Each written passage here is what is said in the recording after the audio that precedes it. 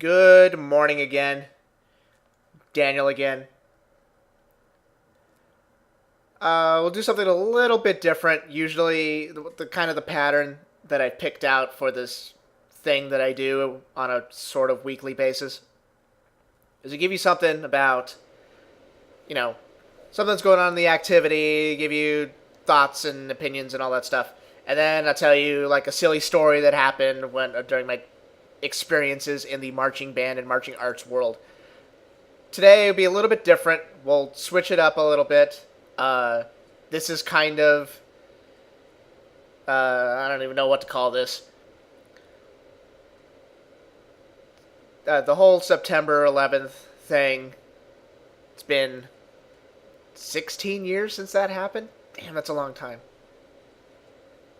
So I figured I would share my experience with that particular event. Now, obviously, this is not meant to trivialize everything that happened on the East Coast. But I'll just tell you what happened that day, and, we'll go from there. So here it is, September 11th, 2001. Got up in the morning, great. Had like a muffin that morning or something like that. Got to school. Noticed that, okay, now here's backstory. 2001, I was a junior in high school. I was one of the drum majors of the band. And that was pretty much it. So I showed up to school, and nobody really knew what was going on that morning. Classes didn't start till 9 o'clock in the morning. So nobody really knew what was going on. Keep in mind the limited amount of technology we had access to 16 years ago. Cell phones did not have, the type of internet that you have on your iPhone or Android phone like you do today. There was no such thing as apps. There was no such thing as, you pull up ESPN.com and you get, it either takes you to the app or it takes you to a miniaturized version of the full web page. Internet, if you were lucky enough to have a phone, if your parents loved you enough, and you were lucky enough to have a phone that had access to internet, it was all text-based. So it was all just like words, and a lot of it was disorganized, and they charged you by the megabyte with cell phone companies. Think about that. Megabyte. They would charge your butt off for that stuff. Anyways, my point is, limited access to the information. We didn't have a bunch of televisions hooked up in every classroom ready to go to watch local news. Some classes did, some classes didn't. So the first thing you do in the morning, get up, get all my stuff, go to the band hall. That was the place to hang out. All the band kids hung out at the band hall. It's kind of like, I guess you could call it our sanctuary. It's just our place there, it's like the band kids only.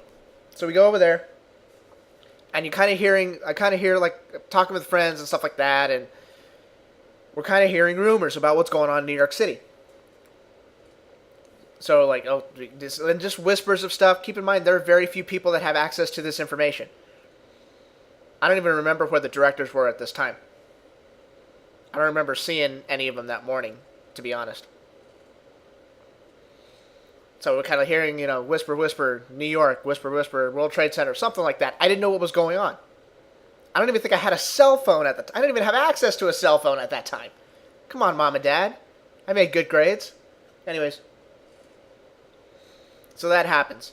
9 o'clock in the morning, first class. Honors English. Yes, I was a nerd. Yes, I was that smart kid. Ms. Mansuto's first period honors English class. We get there. I usually get to class like 10 minutes early just to, get my bearings and mentally prepare myself for the amount of information that's going to hit my brain during the day. So we get there, and one of the kids is trying to get the television to work in the classroom. Now, at our school, pretty much every classroom had a 19-inch CRT television. You can look up what that is, but essentially a big box television. 19-inch TV mounted in the corner of the room, mounted to the ceiling, essentially. It had a VCR player built into the television. Sometimes it was hooked up through the cable line and you could get a couple of local channels, but most of the time it was not.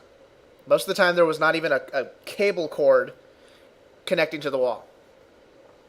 So one of the students pulled up a step stool trying to get the television to work, trying to figure out, trying to figure out how to get local channels. Ms. Mansudo comes in. She says, "Get down from there." And we're all like, okay. Silence. She doesn't say anything for a couple of seconds. We all look around the room, and we're silently trying to decide which kid is going to ask the teacher to watch the news, because some of us didn't know what was going on. So finally, one kid raises his hand and goes, "Ms. Matsudo, can we put it on the news?" And she goes, "Absolutely not. I have a lesson plan and I plan on teaching it today. Open your books." And we're like, well, okay. There were some classrooms where the teachers put the news on and they didn't teach that day, especially in the morning. They just left it on there and that was it. So we're like, okay, cool. So that happened. I don't even remember the lesson that day because it was one of those things where, your teacher gets upset at you sometimes, like, oh, you're disappointed or nobody did the reading material or whatever. This was a whole other level of anger that was coming from her. So we knew something was up. Second period, calculus, I think, or some sort of math class that was really hard for me. Second period, the whole math class. Get to class, our teacher immediately tells us we're not watching the news. Now I'm growing more concerned. Because we didn't even get the option to ask if we could do it. He just immediately shot it down. At this point, I still don't know what's going on. Third period, wind ensemble. We're like, okay, now we're gonna get some info. Now I'm gonna be able to figure out what the hell's going on. At this point, both towers had been hit already. I had no idea. Like I said, just limited access to information. We get to the band hall. I put my stuff down. I open up my locker. I grab my instrument. Now, even though I was drum major, I would always warm up on my oboe. Yes, I was an oboist. And then when it came time to rehearse or whatever, I would get up there and I would, I'd get up there and conduct or do whatever. I start walking to my chair with my instrument. Our director gets up in front of everybody and says, "Everyone put your instruments away." That's when I knew this was a big deal. It could have,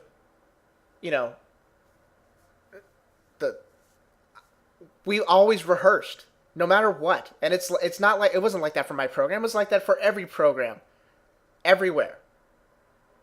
You rehearse. If there's a tornado outside, you find a safe place to rehearse. We were never told to put our instruments away until it was time to leave. He says, "Everyone put your instruments away." I said, okay. So we sit there, and it's so weird. You sit in a band hall, you sit in the chair, you got your stand in front of you, and you don't have a horn in front of you. That was such an awkward feeling. Not having my instrument in front of me ready to play. So we sat there, and he goes, "Well, obviously we know what happened in New York City, and all the terrible stuff that's happening over there. So we're just going to take this band period and just relax. If you want to practice your all-state music, you can. If you want to go in the practice room and study, you can. Just make sure you stay in the band hall. Don't venture out beyond that or anything. Just stay here. And we're like, okay, cool. So I went to a practice room, and I think I buddied up with my other oboe player that was in the wind ensemble. We were just working on all-state music and stuff. Then we hear an announcement about 20 minutes into class. Principal over the public address system. Mr. Churchill, please come to the front office. Mr. Churchill, please come to the front office. There is no Mr. Churchill. Mr. Churchill was a code word to get essentially the emergency preparedness staff or emergency staff together in the front office because there was going to be some sort of, big announcement coming, or, they just needed the super essential personnel in the office. That was the code word. And of course all the kids knew. So we heard that and we're like, oh, okay. This is starting to get serious. 15 minutes later, we start getting an announcement.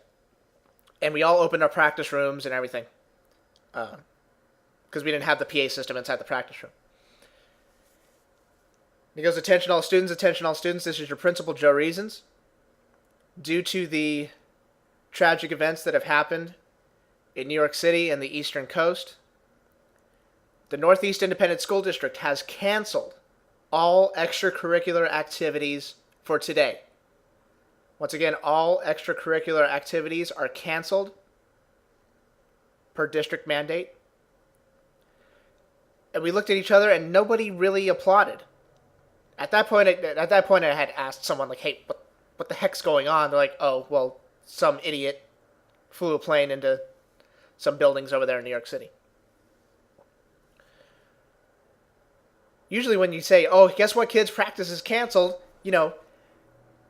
everyone goes crazy. But because of the reason why practice was canceled that day, nobody applauded.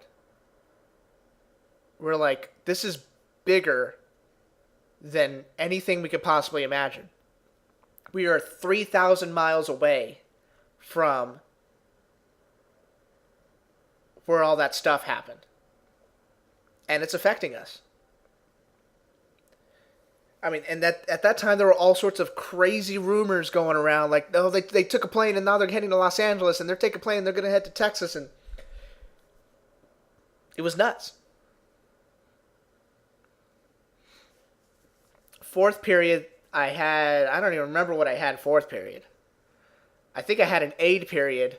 And they wouldn't I don't remember if they let anyone off campus. So there were some kids that had early release.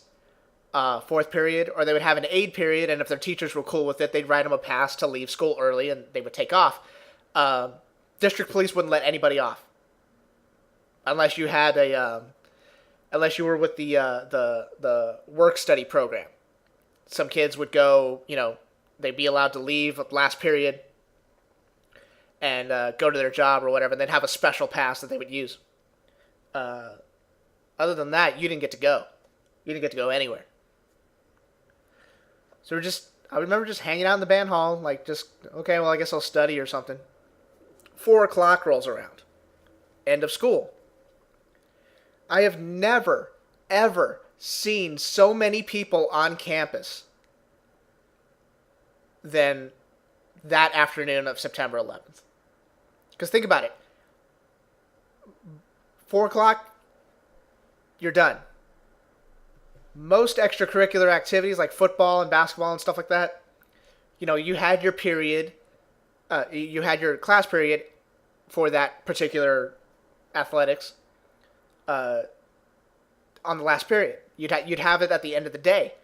So you were already, on the field. You were already on the court. You're already on the field.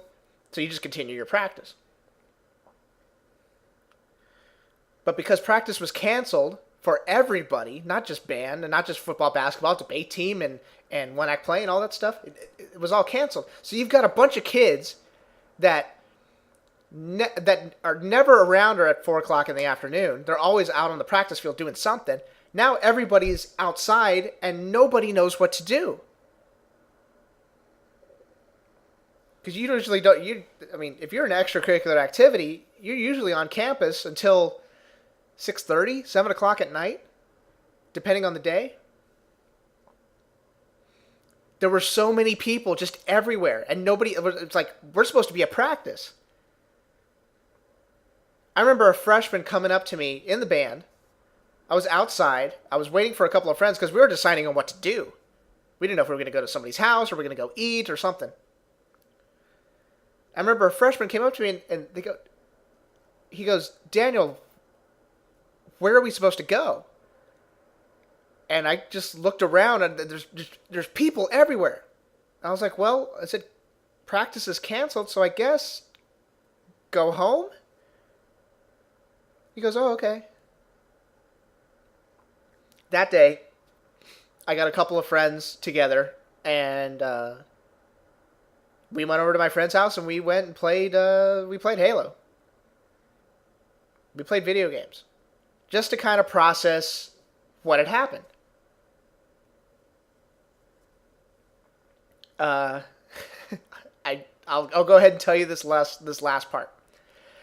I didn't have a cell phone, so I borrowed my friend's phone. I said, hey, let me call my mom real quick, let her know that everything's okay, and and then we'll head over. So I called my mom. She wasn't there; she was at work, I think. So I left a message. I said, and I was in the car at the time, and my friend's blasting music and goofing around in his truck or whatever. So I'm trying to have a conversation while my friends are acting like idiots. So I said, Mom, I'm just letting you know I'm going to Charles's house. I'll promise I'll be home at 7 o'clock, and I'll make sure my homework's done. Everything's good. I'm safe. Everybody's safe. Don't worry about anything, but I'll be home at 7. I'll talk to you later. Love you. Bye. Cool.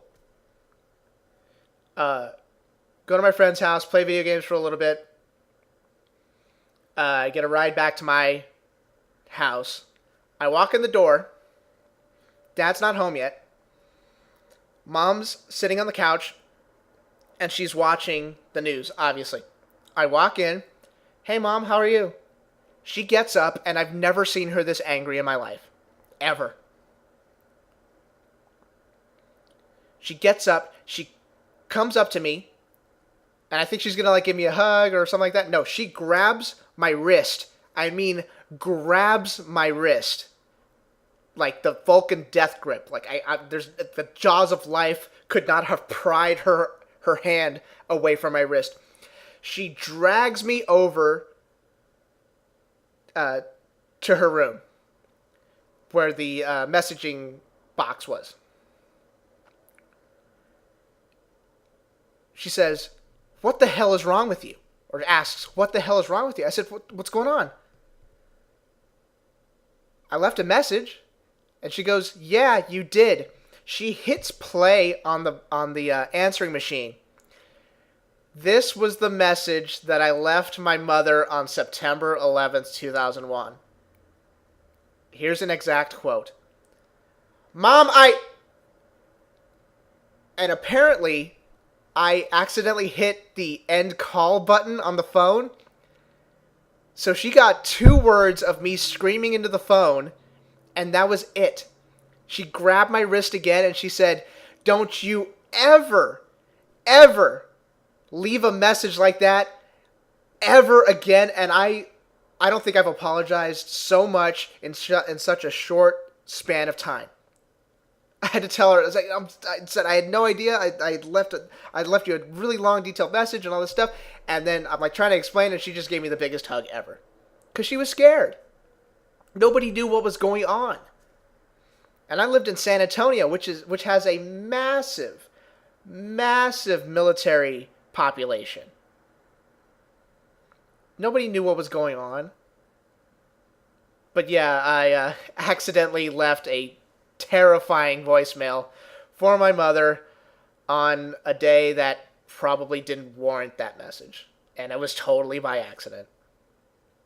Anyways, that's that's my silly story. Not, I don't want to say silly story, but comparatively, compared to people that actually had to deal with this on the East Coast, you know, it's just a sad day. It changed a lot of stuff, not just air travel. And we won't get into the politics of that because there are other podcasts to take care of that. But yeah, it was a pretty crazy day, and hopefully we don't have to deal with something like that ever again. I'm done here. I will talk to you all in a day or two. I'll post this up on the TexasBands.com website, and then feel free to share your story. I love hearing different perspectives because I know there's some of you that may not have you may not necessarily been born while this was going on. So share your story with me, please. Thank you guys. Appreciate the support. Take care. Adios. Bye-bye.